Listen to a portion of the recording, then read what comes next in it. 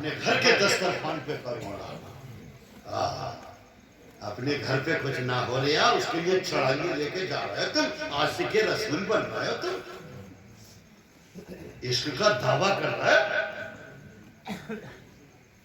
अल्लाह के रसूल हमारे आका फरमाते हैं, सुनो, जिसके अंदर ये तीन क्वालिटीज, तीन आदतें, तीन सिफतें हुई, वो मेरे साथ जन्नत में जाएगा। या रसूल अल्लाह, जल्दी से क्लियर करें, डिक्लियर, कंफर्म, आपके साथ जन्नत में कौन जाएगा? आका फरमाते हैं, वो जाएगा जो मेरे उम्मती की परेशानी को दूर कराएगा। मेरा एक उम्मती दूसरे उम्मती की परेशानी को दूर करेगा। अरे नहीं बोलोगे, दूर करेगा। तो उस गरीब की लड़की, तेरे लड़के लड़की, तुझे तो फौरन जाना चाहिए। आका फरमाते कि जो अपने मुसलमान भाई की है, जो मुसीबत को दूर करेगा, अल्लाह ताला क़यामत वाले दिन अर्शे आज़म का साया अता फरमाएगा। अर्शे आज़म की छांव, साया अता फरमाएगा। काश तुम मुसलमान, हम मुसलमान घरों में पहुंच जाते और कहते, भाई सुनो, अल्लाह ने मुझे नेमत दी है, तुझे रहमत दी है। मैं ये चाहता हूं कि मैं तुम्हारी बेटी के साथ अपने बेटे का निकाह करता। अरे मैं तुमसे टक्कर कहां ले पाऊंगा?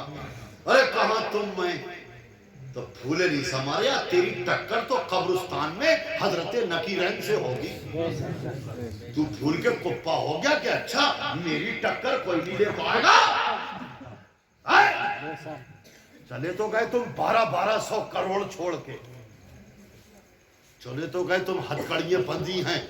19 साल का लौंडा मर गया तो बाप को सूरत नहीं मिली, और दोनों सगे भाई मर गए तो घर वालों को शक्ल नहीं मिली। 1200 करोड़ छोड़ गए तो किस काम के? अरे नहीं समझ में तुम्हारी, बोलो किस काम के? अरे हमें 1200 करोड़ नहीं छोड़ना है, हमें 1200 करोड़ हम छोड़ के नहीं जाएंगे। 12 रबीउल अव्वल को जो नबी पैदा हुआ है, उसकी सुन्नत पे अमल करके जाएंगे। नारे तकबीर, नारे रिसालत, रिसालत, मसलके आला हजरत, मसलके आला हजरत, जश्न ईद मिलादुन नबी, जश्न ईद मिलादुन नबी, जश्न दस्तार बंदी, जश्न दस्तार बंदी, नारे तकबीर, नारे रिसालत। बताओ क्या होगा? अभी रुद्रपुर, और रुद्रपुर के आगे एक जगह पड़ती है केछा, और केछा से 2 रास्ते, पुल भट्टा से एक बहेड़ी बरेली और एक सितारगंज खटीमा। तो जैसे ही आप सितारगंज की तरफ चलेंगे, एक जगह है बरी बरा, उसी बरी बरा गांव के बराबर में है फिरोजपुर। उस फिरोजपुर के अंदर अभी एक मुस्लिम लड़की ने गैर मुस्लिम उनकी बिरादरी जाटा, जो स्कूल पढ़ता था, ये इंटर कर रही थी, और इंटर कर रही थी, इसकी उम्र 17 साल थी। 17 साल में इसने इंटर वगैरह करने के बाद घर बैठ गई, फोन दे दिया इसको, फोन पे बाकायदा तौर पे बातें करती थी, उसी फोन के जरिए तमाम डॉक्यूमेंट्स इसने भेज दिए, पहचान पत्र और फलाना ढिमका सब। और नैनीताल में जाने के बाद में इसकी कोर्ट मैरिज हो गई। जब पूरी 18 साल की हो गई, पुलिस की 2 जीबें आई, और ये लड़का गैर मुस्लिम चमार ये आया, ये आगे बैठा हार डाल के आया, और डालने के बाद में ये जब आया तो धड़ से वो पुलिस की दोनों गाड़ियां रुक गई, और रुकने के बाद में कहा, बताओ कौन सा घर है? कहा साहब ये घर है। कहा क्या? तो उसके घर वाले निकले, उसके बाप वगैरह, चचा भाई वगैरह, कि हमने कौन सा गुनाह कर दिया जो पुलिस आई है। प्यारे इस्लामी भाइयों, ये लड़का हुआ जाके दरवाजे पे उस लड़की को आवाज देता है। वो लड़की जल्दी से भाग के आई और आने के बाद में इस लड़के ने उसका हाथ पकड़ा। जब पकड़ा तो भाई और वो तैश में आए। जब भाई और वो उसमें तैश में आए कि तेरी जुर्रत, तू यहाँ का रहने वाला, तूने मेरी बहन की कलाई पकड़ी। उन्हें पुलिस वाला आया, उसने उस बहन के भैया को हाथ मारा। तुझे पता नहीं है इसका कोर्ट मैरिज हो चुका है। ये देखो, ये कोई ऑब्जेक्शन नहीं दिया तुमने, पूरे 90 दिन हो गए, इसका कोर्ट मैरिज हो चुका है। इसका कोर्ट मैरिज, और ये पूरी बालिग हो गई 18 साल की। इसलिए दोनों ने राजी होके आपस में शादी की है। अब इनको कोई नहीं रोक सकता। हमारी लड़की हमारे सामने से खिंच के जा रही है, हमारे सामने से खिंच के गई हमारी लड़की।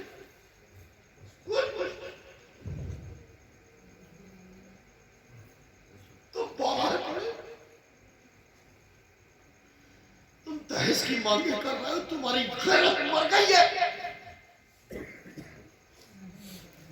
क्या गुजरी होगी घर वालों पे, अम्मा कलेजे पीट रही, पूरा मोहल्ला रो रहा था। कैसा वक्त आ गया,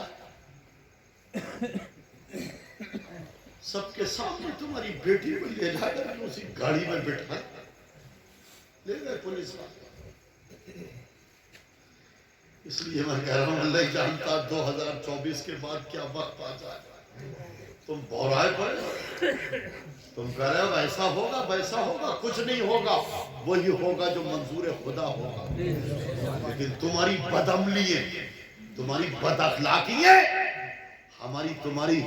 हमारा तुम्हारा अल्लाह की जात पे यकीन कमजोर हो गया। ससुराल से भीख चाहिए, ससुराल से मोटरसाइकिल चाहिए, ससुराल से चादरें लिहाज चाहिए। और मर के जब जाएगा तो कफन भी ससुराल का लेगा तू। तेरे पास में अमाल भी ससुरालिये दे देंगे तुझे, नेक अमाल के, जो तुझे जन्नत मिल जाए। इसलिए तकरीरें तो बहुत है मेरे पास, लेकिन तुम सब बताओ, दिल के फबूले जल उठे सीने के दाग से, इस घर को आग लग गई घर के चिराग से।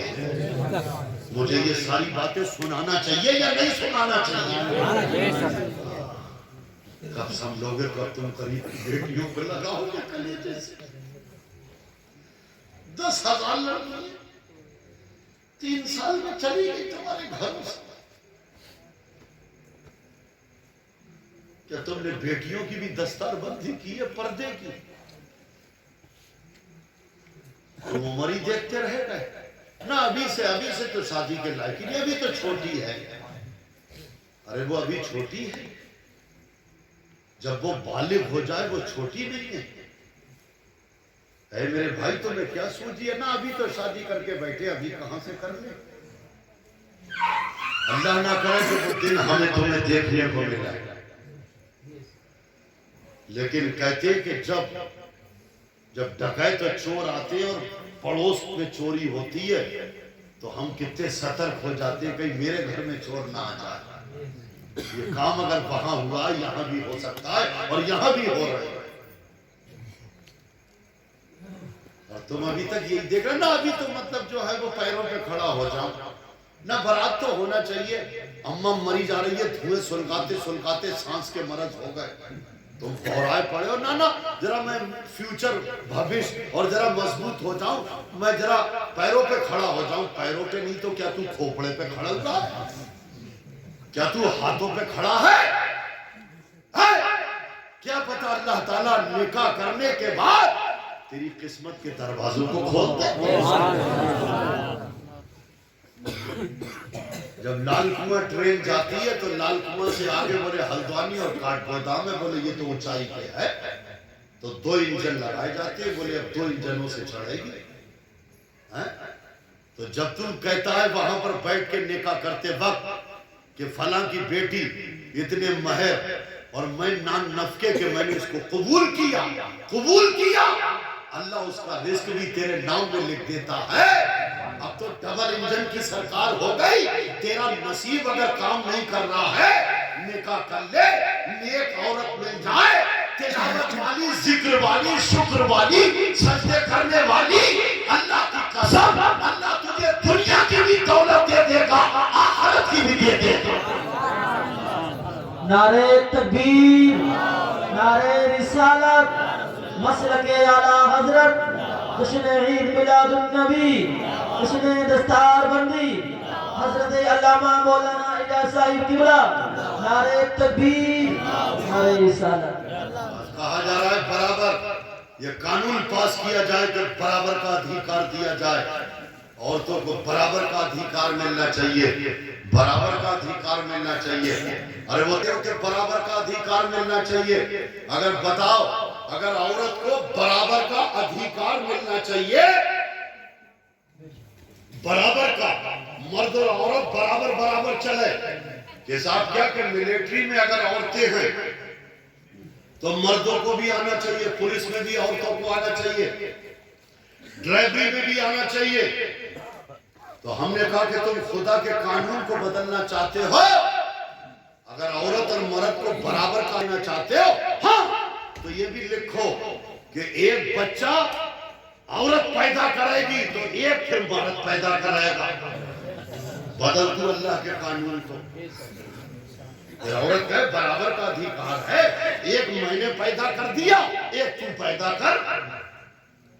नहीं, ये सिर्फ खुदा की कसम, ये जो लड़कियां जो कॉलेजों में पढ़ रही हैं, जो दीन की तालीम से आयरास्ता पैरास्ता नहीं है, जो दीन से दूर है, खुदा की कसम ये उन्हीं का दिमाग खराब करने के लिए ये कानून लाया जा रहा है। ऐसा मत करो अपने ऊपर जुल्म। है मेरी माँ बहनों, रोको रोको रोको ये जुल्म और सितम रोको। और तुम दाढ़ी वालों की तौहीन कर रही हो कि ना ना दाढ़ी है। अरे तो दाढ़ी तो जो तेरी शफात करेंगे ना नबी पाक साहिब लौला, उनकी दाढ़ी, आदम अलैहिस्सलाम से तमाम नबी रसूल पैगंबरों की दाढ़ी है, तमाम सहाबा इकराम की दाढ़ी, तबे ताबाइन की दाढ़ी। बोलो बिना दाढ़ी वाले को कोई पावर मिल जाएगी इस्लाम के अंदर? जिन्होंने कलमे पढ़ा है गरीब नवाज में, जो हमारे हिंदुस्तान के राजा प्यारे ख्वाजा हैं, उनकी भी, अरे ऐसा है नहीं है? और आज इसी दाढ़ी से नफरत।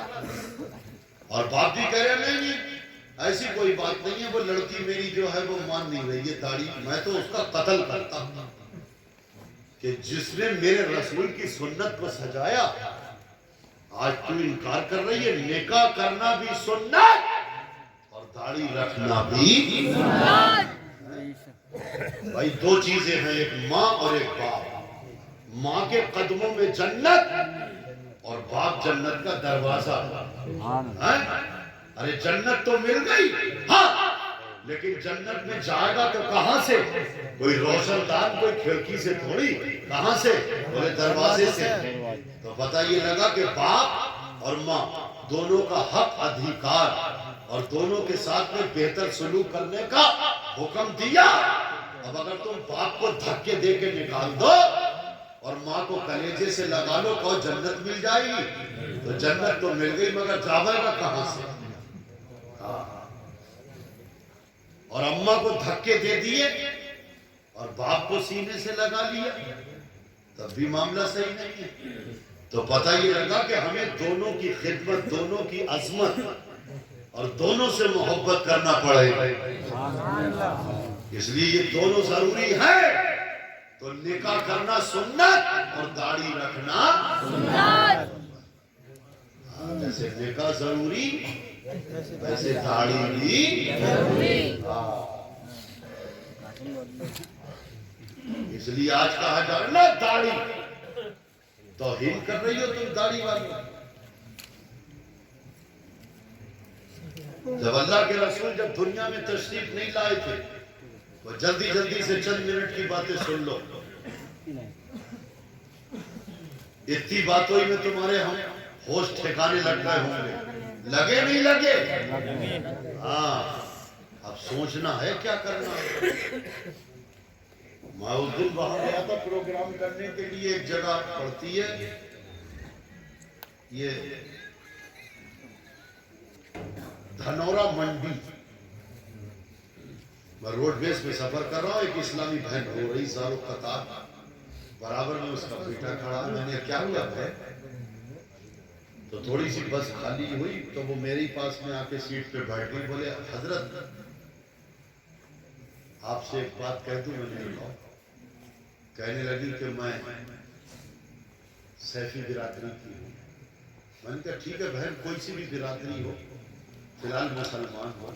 हाँ हजरत, मेरा आदमी शराबी है, ये मेरा लड़का है, इस लड़के की उम्र 18 साल की है, मेरी लड़की इससे छोटी 17 साल की है, और बड़ी खूबसूरत हसीन और जमील।